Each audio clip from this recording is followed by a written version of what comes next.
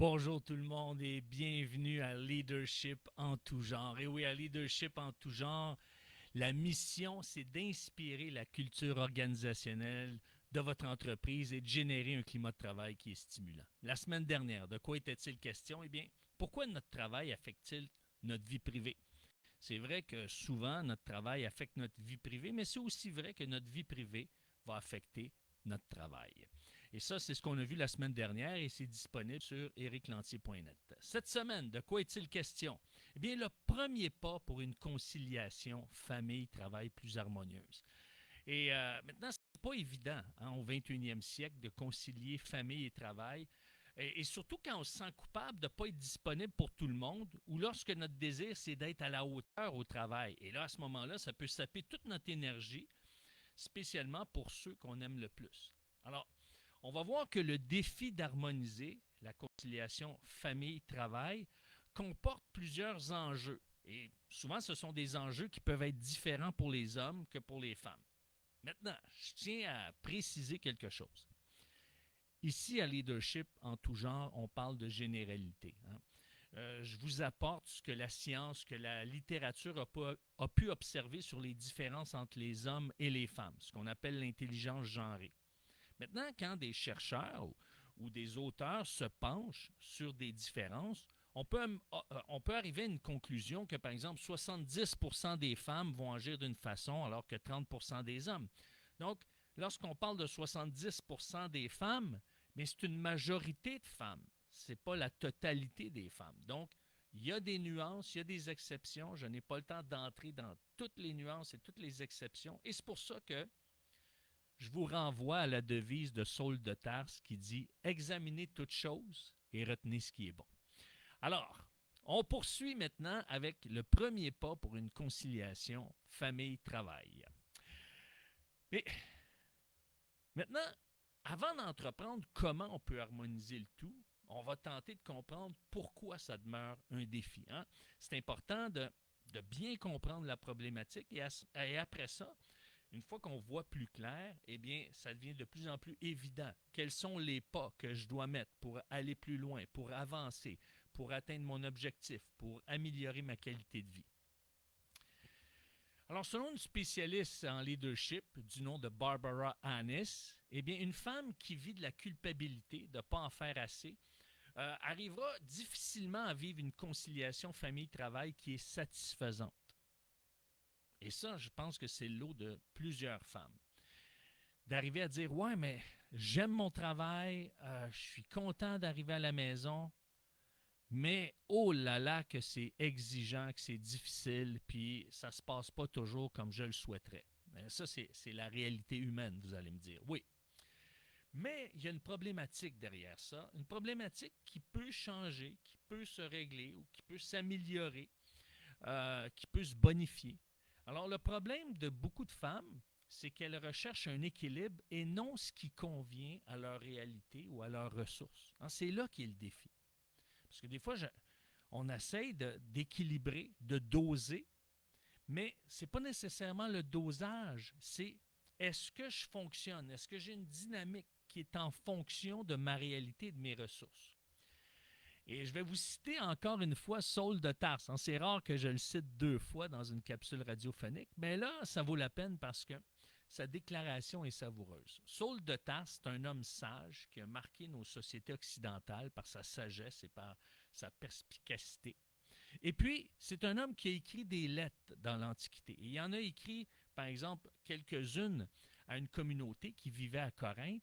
Et dans sa deuxième lettre qu'on a publiée, eh bien, il y a une déclaration qui est très puissante, qui est très inspirante même, qui nous pousse à la réflexion. Et voici ce qu'il dit. La bonne volonté, quand elle existe, est agréable en raison de ce qu'elle peut avoir à sa disposition et non de ce qu'elle n'a pas. Je vais le répéter, c'est trop savoureux. La bonne volonté, quand elle existe, c'est agréable quand on côtoie des gens de bonne volonté, quand on est animé d'une bonne volonté. Mais lorsqu'elle existe, cette bonne volonté, elle est agréable en raison de ce qu'elle peut avoir à sa disposition et non de ce qu'elle n'a pas. En d'autres mots, si je n'ai pas ce qu'il faut pour répondre à un besoin, ça ne sera pas toujours agréable. Ou les effets d'avoir répondu ne seront pas toujours agréables. Il y a quelqu'un qui va écoper. Alors, d'où l'importance de se ressourcer et d'apprendre à vivre une vie qui est beaucoup plus réaliste, qui est beaucoup plus conforme à la réalité des ressources qu'on dispose. Et c'est souvent plus difficile pour une femme d'intégrer cette réalité-là dans la vie courante. Parce qu'elle voit des besoins et elle veut les combler. Souvent, elle va se dire, ah, si je vois un besoin et si j'ai les ressources à ce moment précis, eh bien, c'est peut-être à moi de rencontrer le besoin. Mais ce qui arrive, c'est que oui, j'ai peut-être les ressources à ce moment précis, mais je vais hypothéquer ce qui s'en vient. Et c'est là que c'est un défi souvent pour une femme qui est interpellée par un besoin. Alors que pour nous, les hommes, c'est plus facile de laisser passer un besoin parce qu'on a plus de facilité à compartimenter les choses. Et ça, c'est à cause de... C'est tout simplement physiologique. Notre cerveau le révèle. Les recherches ont démontré que, règle générale, ce n'est pas vrai dans tous les cas, mais dans la majorité des cas, les deux hémisphères du cerveau d'une femme ont des connecteurs, d'accord? Le cerveau des hommes aussi ont des connecteurs. Mais ce qui est particulier aux connexions entre les deux hémisphères, gauche et droite, du cerveau des femmes, c'est que les connexions sont plus rapides entre les deux. Donc, c'est pour ça qu'une femme va sauter davantage du coq à l'âne et c'est pour ça qu'une femme va revenir sur une situation auprès de son mari, de son conjoint, et dit « Ouais, mais la semaine passée, tu as fait ça. Mais pourquoi tu me rappelles ça? On l'a réglé. » Parce que ça éveille une émotion qui est dans l'autre section de son cerveau. Alors, les connecteurs entre les deux hémisphères, puis je vous vulgarise ça là, à sa plus simple expression, là, sont plus rapides. C'est comme des autoroutes. Tandis que les deux connecteurs entre les hémisphères du cerveau d'un homme, c'est comme des chemins de campagne. Il y en a, mais c'est plus lent. C'est pas aussi rapide que chez les femmes. Alors, c'est pour ça qu'elles vont voir des besoins, elles vont moins compartimenter. Nous, on dit, OK, je vois le besoin, mais Gérard va être capable de s'en occuper. Ou il va y avoir quelqu'un qui va s'en occuper, je dois m'en aller chez nous. Alors, voyez-vous, c'est pour ça que quand on comprend ces distinctions-là, on est mieux en mesure d'accompagner ou de soutenir, de se soutenir l'un et l'autre. Alors, ce qu'il faut comprendre aussi, c'est que, ouais, je parle vite, hein? Je parle vite, excusez-moi. Je le sais, je travaille ça avec mon coach. Je dois ralentir le débit. Il y a l'excitation, je veux dire plein de choses en peu de temps. Je sais que votre temps est précieux, mais là, je dois ralentir le tempo. Voilà. OK, c'est fait. Alors, pour nouer des relations, il faut faire preuve d'empathie. Hein? Je dirais que c'est essentiel. Du moins, c'est très important. Alors, donner son temps, donner son attention. Et souvent, ce qui arrive, c'est qu'il y a des dames qui vont donner parce qu'elles voient un besoin, mais elles n'ont pas ce retour d'ascenseur. Le retour d'ascenseur n'est pas au rendez-vous. Alors, elle a donné, elle a puisé dans ses énergies, dans ses ressources, mais maintenant, pour être ressourcée à son tour, eh bien, ça ne vient pas dans la même proportion et c'est pour ça qu'il peut y avoir justement de l'épuisement ou même dans certains cas de la déception. D'accord? Alors, pour maximiser leur énergie à la maison, de nombreuses femmes ont besoin de tenir compte de leurs propres besoins. Souvent, elles voient le besoin dans la maison, le besoin des enfants, le besoin de remettre de l'ordre, le besoin de préparer le souper, le besoin d'organiser la fin de semaine, les courses, etc. Et donc, il y a divers besoins qui sont là. Et souvent, nous, les hommes, puisque nos femmes sont efficaces, on leur en ajoute. Hey, fais-moi penser à ça. Combien de fois je dis à ma femme, hey, peux-tu me faire penser à ça, s'il te plaît? Hein? Alors, voyez-vous, c'est comme, ça leur ajoute des éléments. Un des problèmes, c'est que de nombreuses femmes sont souvent conditionnées à croire qu'elles sont égoïstes lorsqu'elles tentent de répondre à leurs besoins personnels. Alors, Mais, mesdames, dites-vous une chose, que si prendre soin de vous contribue à réduire votre stress, bien, ça vous permet d'être plus présente d'esprit. Donc, vous avez intérêt à vous donner des moyens pour justement réduire votre stress, améliorer votre qualité de vie intérieure. Alors, ce que la littérature démontre, c'est qu'une femme qui prend le temps de se ressourcer, eh bien, ça lui donne ce sentiment, puis c'est un sentiment qui est une réalité en fait, mais une femme qui prend le temps de se ressourcer lui donne le sentiment d'être soutenue, connectée. Et à long terme, ça la rend plus précieuse pour les autres, spécialement pour ceux et celles à qui elle veut contribuer au bien-être, au bonheur. Donc, ce que la recherche démontre, c'est qu'en bout de ligne, une femme qui se donne le temps de se ressourcer est moins coûteuse pour les entreprises, est moins coûteuse, elle est donc plus rentable parce qu'elle est plus fiable et elle génère moins de frais qui sont reliés à l'absentéisme. Donc, tant sur le plan personnel que sur le plan, si on veut, professionnel, eh bien, c'est avantageux qu'une femme prenne le temps de se ressourcer. Maintenant, pour les hommes, eh bien, et particulièrement pour les jeunes pères qui exercent un métier traditionnellement masculin, selon Lise Lachance, qui est chercheuse à l'UQAM, eh bien, la conciliation famille-travail est difficile pour les travailleurs qui baignent dans un climat de travail qui valorise la performance. Alors, et souvent, dans un climat de travail où est-ce qu'on valorise la performance, eh bien, la responsabilité familiale est généralement, pas dans tous les cas, mais généralement associée à la mère. En d'autres mots, un papa dit « Je dois m'absenter, je dois aller au bureau du médecin avec mon enfant. » Hein? C'est pas ta conjointe qui s'en occupe. Comment ça? Alors, voyez-vous, il y a ça, il y a cette pression-là en disant, d'une part, je dois performer, et d'autre part, eh bien, ça ne relève pas du papa de s'occuper de ces besoins-là ou de ces soins-là. Donc, ce que ça fait, c'est que ça met une pression au travail et ça amène l'homme à être dans un moule ou dans une mentalité qui ne correspond pas nécessairement à son rôle. Alors, tant chez les hommes que chez les femmes, il y a des fausses croyances qui vont nuire à une saine conciliation famille-travail. Alors, que ce soit pour les hommes, l'idée de performance ou une fausse conception de la masculinité, de la paternité, ou que ce soit une vision trop féminine de la paternité, les hommes ont des défis comme les femmes à faire face pour mieux concilier cette réalité famille-travail. Maintenant, je vais vous lire une citation de Robert Neuberger. Et il résume bien le tout lorsqu'il affirme ceci.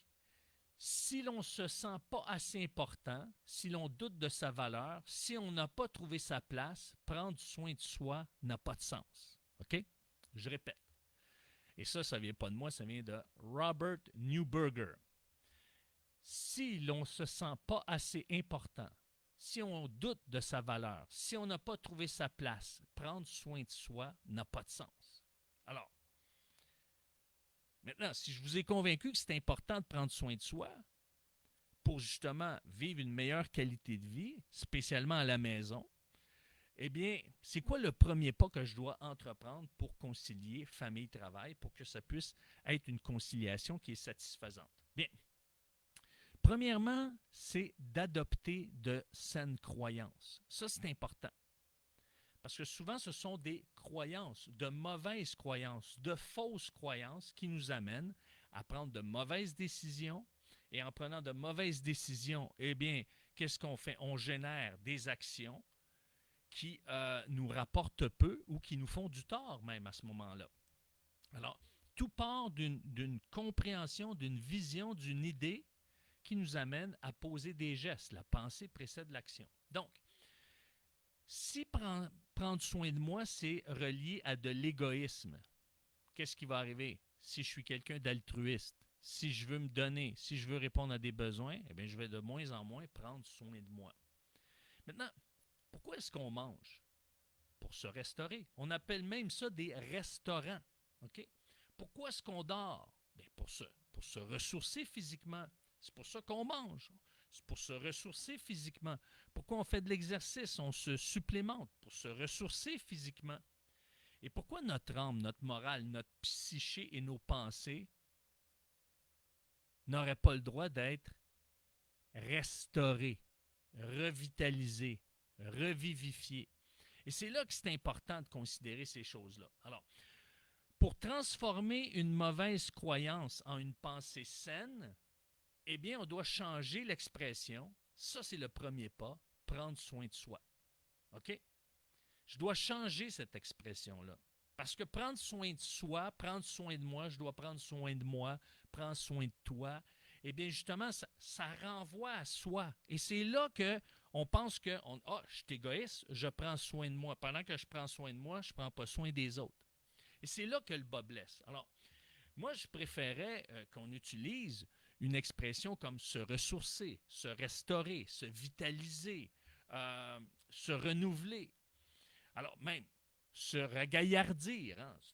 C'est un grand mot, se ragaillardir. Hein? Alors, l'idée, c'est de trouver une expression qui nous renouvelle, qui nous redonne de la vie, qui nous ressource, qui redonne la vie à notre âme. Et c'est ça, lorsque on utilise ce concept-là, se dire, hey, tu as besoin de te ressourcer, te renouveler. J'ai besoin de passer du temps pour me ressourcer, me régénérer, me réactiver. Utilisez l'expression qui vous convient, qui s'approprie le mieux à vous. C'est pour ça que je vous en donne plusieurs, pour que ce n'est pas une idée que je pense juste à moi. Non, j'ai besoin, comme mon corps a besoin de remanger, comme mon corps a besoin de faire de l'exercice, comme mon corps a besoin de sommeil, j'ai besoin de me réactiver, j'ai besoin de me vitaliser, j'ai besoin de me ressourcer, j'ai besoin de recevoir pour pouvoir mieux donner.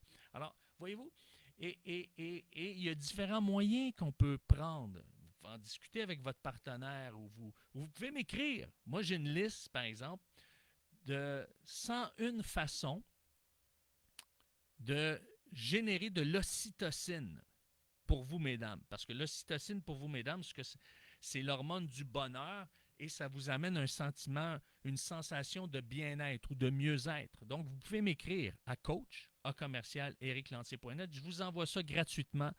C'est un cadeau que je vous fais parce que vous m'avez écouté jusqu'à la fin. Et donc, le premier pas, c'est de changer sa vision de prendre soin de soi, de plutôt chercher à se restaurer, revitaliser, régénérer. Et peut-être que suite à ça, bien, vous allez prendre conscience que vous avez besoin d'exprimer ce que vous ressentez à votre conjoint, votre partenaire ou une amie pendant au moins 15 minutes chaque jour. Peut-être 15 minutes de détente, etc. Et c'est à vous de voir. Mais le premier point, c'est de changer votre définition pour pouvoir en profiter et vous ressourcer, être beaucoup plus alerte, plus disponible, mieux disposé. Et justement, avoir à votre disposition l'énergie et les ressources que vous avez besoin pour la réalité dans laquelle vous êtes placé, avec les ressources que vous avez. Pour les hommes maintenant, je vois que le temps file, oh là là, c'est peut-être pour ça que je parle vite, j'ai beaucoup de contenu, mais pour les hommes, eh bien, ce qui va vous donner de l'assurance, ce qui va vous donner de l'élan, c'est deux choses en fait, il y a deux pas à entreprendre. Mais le premier pas, c'est de vous rappeler que vous êtes en mission. Vous êtes en mission chez vous. Vous avez une mission de papa. Vous avez une mission de conjoint. Vous êtes en mission. Pourquoi? Parce que vous contribuez au mieux-être des autres et vous vous en rendez pas compte parce que vous entendez plein de commentaires négatifs. C'est pas assez, c'est trop. Tu aurais dû faire ça. Pourquoi tu l'as fait comme ça? Hey, tati, ta. Et là, ça vous court-circuite. Vous n'avez pas suffisamment de pensées qui vous encouragent dans vos efforts, dans l'énergie que vous déployez. Mais quand vous allez considérer que vous êtes en mission, ça va changer toute votre posture.